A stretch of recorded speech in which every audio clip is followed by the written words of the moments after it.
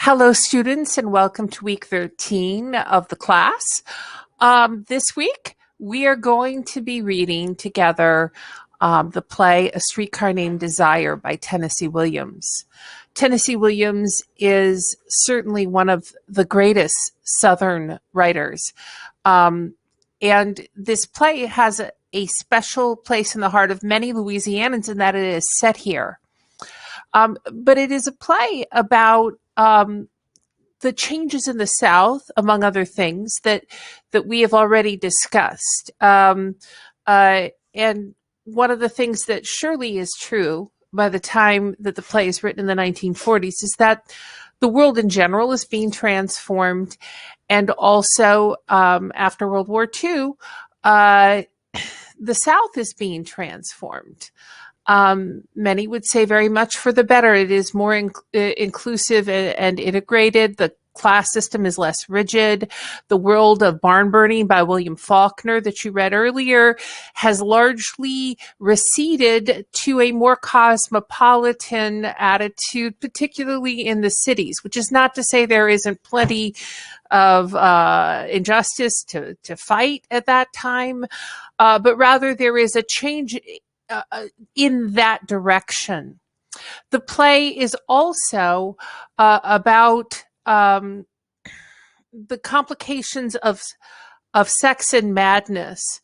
As I mentioned in my last lecture, or I think it's maybe on this page after this, I talk about madness in post-World War II protagonists in American literature. A lot of writers are talking about this. You certainly heard that in Allen Ginsberg. My goodness.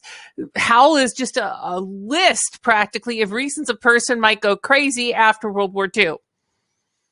Do what you like with that. But as I say to you in this other lecture, it's a way to look at what the author is indicting in the society. And one of the things that is being indicted is the destruction of the fragile soul, but also the brutality of the society toward people who do not fit into its heteronormative sexual realm. I don't think I'd be shocking you if I told you that Tennessee Williams was gay. In case you didn't know that, Tennessee Williams was gay. He was famously gay in New Orleans, among other things. And Blanche DuBois, who is a woman, is also someone who reaps the consequences of sex and has a complicated, messy marriage that goes very sour, and she doesn't have a vocabulary to talk about it. She catches her husband in a sexual situation with another man, not knowing what to say or do. I think that we live in such I think even the ability to say these words out loud would not have existed in Mississippi, where the character of Blanche DuBois is supposed to have lived. She could not have simply walked in the room and said, "Oh my God, are you gay?" Because there wasn't a vocabulary that people had to be able to even discuss this problem. And Tennessee Williams, he writes about these problems in a way that doesn't address them by giving them words, but giving us the situations and allowing us to understand them as we choose.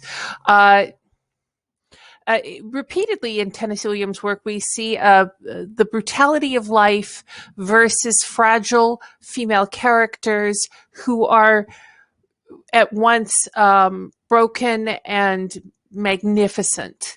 And I think that can be said of Blanche DuBois. I think that you will recognize the geography of this place, even if the world has changed, I would say, for the better. New Orleans has changed, I would say, for the better since this play was written about it. And I think it's magnificent. Oh my God, the writing is so beautiful. It's so beautiful. You're going to have such a delight. I want to tell you, if you can, see the black and white film starring Marlon Brando, apart from the fact that he is seriously a good-looking man, it's so well acted. It's so beautiful. I can't recommend it enough as a film version. If you can't, I've got the script on the Moodle tab here. You'll want to download it and read it, and then you have a question to answer about it after you've listened to the lectures and done the work. There's a discussion forum.